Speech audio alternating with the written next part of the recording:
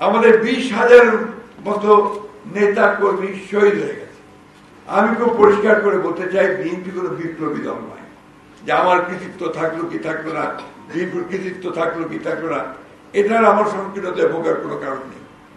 অন্যতম জ্ঞানী মানুষ এবং আমাদের বিএনপি জাতীয় স্থায়ী কমিটির সদস্য, সাবেক মন্ত্রী ডক্টর আব্দুল মঈন খান,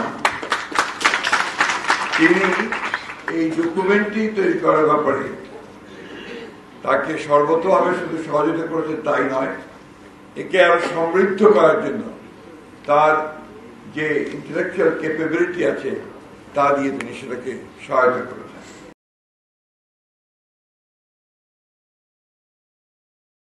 যে 15-16 বছরের যে ফ্যাসিবাদ বিরোধী যে আন্দোলন শুধু বিএনপি নয়, এই দেশের সকল রাজনৈতিক দল, সকল সংগঠন, গণতন্ত্রকামী মানুষ, স্বাধীনতাকামী মানুষের যে সংগ্রাম, যে লড়াই, যে যুদ্ধ, তাকে ডকুমেন্টটাকে তুলে আনার জন্য আরো একটা উদ্যোগ গ্রহণ করা, এটা আমি আশা করব। এই বলে আমার কাছে মনে হয়েছে যে কয়েকটা জায়গায় সংযোজন হলে আরো ভালো হতো। যেমন ভোলার শাওন, যে পুলিশের গুলিতে এই আন্দোলন করতে গিয়ে শহীদ হয়েছিল। নারায়ণগঞ্জের সম্ভবত তারও নাম শাওন। মুন্সিগঞ্জের নামটা কি? মুন্সিগঞ্জে এবং নারায়ণগঞ্জে শাওন, দুই শাওন, ভোলাতে নুর আলম। মুন্সিগঞ্জে শাওন ছিল এরকম। এবং 7ই ডিসেম্বর পার্টি অফিসের সামনে, আমাদের অবস্থার সামনে, মকবুল নামে যে শ্রমিক স্বেচ্ছাসেবক দলে শহীদ হয়েছিল, এই নামগুলো, এই ছবিগুলো এখানে কিন্তু অনুপস্থিত। এটা আসার থাকলে আর এটা সমৃদ্ধ। এটা একটা দুটো নয়, বিগত 16 বছরে বিএনপি একটি লিবারেল ডেমোক্রেটিক পার্টি। আমি জানি না যে পৃথিবীর কোন লিবারেল ডেমোক্রেটিক পার্টি এইরকম অত্যাচার, নির্যাতন, নিপীড়ন, হত্যাযজ্ঞের মধ্যে দিয়ে গেছে। 60 লক্ষ মানুষের বিরুদ্ধে মিথ্যা মামলা দিয়েছে। আমাদেরকে এমন একজন নেই যাদেরকে আমাদের নিয়মিত আদালতের বারান্দায় দেখা যেত না, অথবা উকিলের ঘরে যেতে দেওয়া যেত না। এই 16 বছর আমাদের 20,000 মতো নেতা কর্মী শহীদ হয়ে গেছে। কেউ এক্সট্রা জুডিশিয়াল কিলিং এ, কেউ আওয়ামী লীগের গুলিতে, কেউ থানার মধ্যে গুলিতে, এবং কেউ ডিসঅ্যাপিয়ার করে গেছে। এই যে আমাদের ভাবি বসে আছেন এখানে সামনে, আমাদের ইলিয়াস আলীর সহধর্মিণী, আমরা তো বলতে পারি না তাদের কথা। আমরা ভুলবো না চৌধুরী আলমের কথা, পারভেজের কথা, রুনির কথা। এগুলো আসতে হবে, এগুলো ইতিহাসে আনতে হবে, ডকুমেন্টে আনতে হবে। এবং এই বিষয়গুলো আমি মনে করি যে শুধু মানে বিএনপি না, এটা এই 16-17 বছরে এই ফ্যাসিস্ট হাসিনার বিরুদ্ধে লড়াই করতে গিয়ে যারা প্রাণ দিয়েছে, শহীদ হয়েছে, পঙ্গু হয়েছে, আমার এখনো মায়ের ডাকের সেই দিনগুলোর কথা মনে পড়ে প্রতিটি। তানজিদা তুলি যখন তাদেরকে নিয়ে আসতো ব্যাটারের সামনে, এগুলো আমরা করতে পারি না। আমি আশা করব এই বিষয়ে আমার অনুরোধ থাকবে, আমরা সর্বোচ্চ সহযোগিতা করব। যেহেতু বড় বাবু তালুকের একটা উদ্যোগ আছে, এই উদ্যোগকে সে আবার গ্রহণ করবে রিসার্চের মধ্য দিয়ে। ডক্টর মঈন খান আমার মনে এই ব্যাপারে সাহায্য করতে পারবেন। একটা রিসার্চ করে এই 17 বছরের সত্যিকার অর্থে ইতিহাসটাকে তুলে নিয়ে আসে।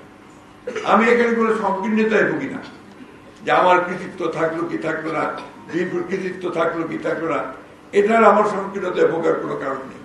আমরা সবাই লড়াই করেছি এবং সে লড়াইটা করেছি গণতন্ত্রের। আমার মাঝে মাঝে মনে হয়, আজকে যখন সংস্কারের কথা বলা হয় জোরে সোরে, সংস্কারের কথা আমরা কত সালে শুরু করেছিলাম, যেটা কাজটা সাইফুল ভাই আছেন এখানে, তিনি করতে আমরা কি মনে করতে পারছি সম্ভবত 22-23 আমরা শুরু করেছি এবং আমরা এগুলো দিনের পর দিন আলোচনা করে বিভিন্ন আপনার যারা এই বিষয়ে বিশেষজ্ঞ আছেন তাদের সঙ্গে কথা বলে অন্যান্য দলগুলোর সঙ্গে কথা বলে রাজনৈতিক ব্যক্তিত্বদের সঙ্গে কথা বলে আমরা কিন্তু জনাব তারেক রহমান সাহেবের নির্দেশে আমরা এগুলো আমরা তৈরি করেছিলাম।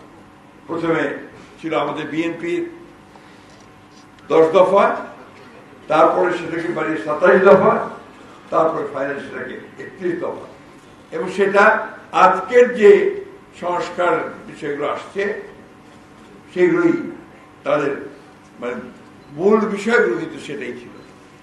সেই জন্য আজকে যদি কেউ দাবি করেন যে সংস্কারটা এককভাবে করো ব্যক্তিগত হবে, এটা আমার মনে হয় সংকীর্ণতা ছাড়া আর কিছু হবে না, বা কোনো দলের বা কোনো ব্যক্তি। আজকে আমার মাঝে মাঝে আমি খুব ভয় আমার একটু হতাশ লাগে যখন বাংলাদেশের চারদিকে দেখতে পাই, যখন দেখি যে আপনার একদিকে ফ্যাসিস্ট হাসিনার মানবতা বিরোধী অপরাধের জন্য রায় দেওয়া হচ্ছে কোর্টে, অন্যদিকে দেখি মব ভায়োলেন্স চলছে। এটা কিসের আলামত আমি জানি। আমি তো মনে করি যে ওই রায়ের যে গুরুত্ব সেটাকে কমিয়ে দেওয়ার জন্য একটা বিশেষ মহল ভিন্ন খাতে বিশ্ব দৃষ্টিকে নেওয়ার জন্য এই কাজগুলো করে করতে হবে। এই বিষয়গুলো আমাদের খেয়াল রাখতে হবে। আমরা যারা গণতন্ত্রের জন্য সংগ্রাম করি, লড়াই করি, আমরা যারা প্রাণ দিয়েছি আমাদের ছেলেরা, আজকে কোন একটা মহল অত্যন্ত সচেতনতার সঙ্গে, অত্যন্ত ধূর্ততার সঙ্গে, চালাকির সঙ্গে সেটাকে ভিন্ন খাতে প্রভাবিত করার চেষ্টা করছে কিনা এটা আমাদের দেখা উচিত। এর মধ্যে বিভক্তি সৃষ্টি করছে কিনা। আমি খুব পরিষ্কার করে বলতে চাই, বিএনপি কোন বিপ্লবী দল নয়। বিএনপি একটা লিবারাল ডেমোক্রেটিক পার্টি। আমরা গণতন্ত্রে বিশ্বাস করি এবং গণতন্ত্রের জন্যই আমরা সারা জীবন ধরে লড়াই করেছি এবং এই দেশের মানুষ, বাংলাদেশের মানুষও তার গণতান্ত্রিক অধিকার জন্যই শত শত বছর ধরে লড়াই করেছে। যেটা কিছুক্ষণ আগে ডক্টর মঈন খান বললেন, সেইটাই বাস্তবতা। বাংলাদেশে কি কখনো গণতন্ত্র ছিল? তার জন্ম হয়েছিল যে তার ডিমাইজ হবে, অর্থাৎ জন্মের আগেই তো মৃত্যু হতে পারে না, তোর তো জন্মই হয় না। গণতন্ত্রকে এখানে সত্যিকার অর্থে প্রাতিষ্ঠানিক রূপ দিতে হবে এবং তার প্রধান কথা যেটা যে আপনাকে অন্যের মত সহ্য করতে হবে, টলারেন্স। আপনি আপনার কথা বলবেন সেটাকে আমি সহ্য করবো না, পিটিয়ে দেব, আপনার মব ভায়োলেন্স তৈরি করবো, কিছু মানুষ তৈরি করে বলবো যে ভেঙে দাও, ফিরিয়ে দাও, তাকে মেরে ফেলো পিটিয়ে। ডেমোক্রেসির মূল কথা হচ্ছে আমি তোমার সঙ্গে একমত না হতে পারি, কিন্তু তোমার মত প্রকাশের যে স্বাধীনতা তাকে আমি আমার জীবন দিয়ে হলেও রক্ষা করবো। That is democracy. দুর্ভাগ্যক্রমে আমরা এখানে অন্যের মতকে সহ্য করতে চাই না, আমরা তাকে উড়িয়ে দিতে চাই। এই জায়গা থেকে আমাদেরকে সরে আসতে হবে।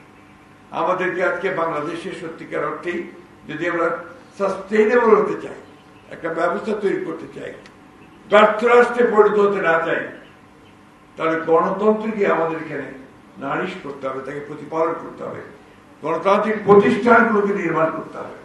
আমি আন্তরিকভাবে কৃতজ্ঞতার সঙ্গে স্মরণ করি, মনে করি যে আমাদের নেতা জনাব তারেক রহমান সাহেব, তিনি নির্যাতিত হয়েছেন, তাকে মেরে ফেলার চেষ্টা করা হয়েছে, অত্যাচার করা হয়েছে, তারপরেও বিদেশে থেকেও তিনি কিন্তু আমাদের দলকে শুধু নয় গোটা জাতিকে উদ্বুদ্ধ করার চেষ্টা করেছেন, তিনি উজ্জীবিত করেছেন এবং তার বক্তব্য আপনারা কিছুক্ষণ আগে দেখেছেন কিভাবে গণতন্ত্রের পক্ষে তিনি মানুষকে জাগিয়ে তোলার চেষ্টা করেছেন।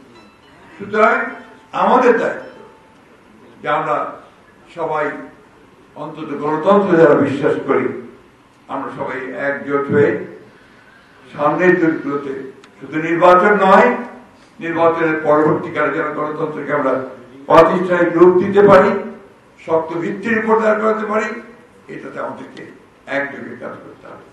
আসুন আজকে সেই লক্ষ্যে আমরা কাজ করি। সবশেষে আমি আবারও বাবুল তালুকদার এবং ডক্টর মঈন খান এবং রাকিব সাহেবকে আন্তরিক ধন্যবাদ কৃতজ্ঞতা জানাচ্ছি এবং এই বইয়ের ডকুমেন্টের পাবলিকেশনের সঙ্গে যারা জড়িত ছিলেন তাদেরকে আন্তরিক ধন্যবাদ এবং কৃতজ্ঞতা জানাচ্ছি। সবাইকে ধন্যবাদ।